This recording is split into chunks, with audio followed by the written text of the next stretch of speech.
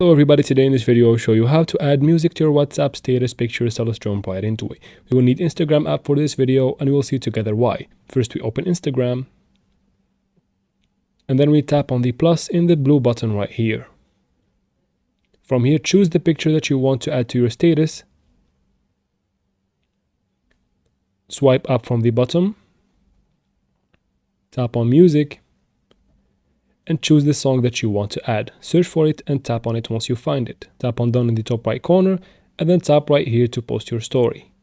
Once the story is posted, go ahead and open it and then tap right here in the bottom right, tap on save video and then tap on save and this video will be saved to your device. After that, go ahead and open WhatsApp, tap on status, tap in the plus in the green button and then select the video that you have saved earlier.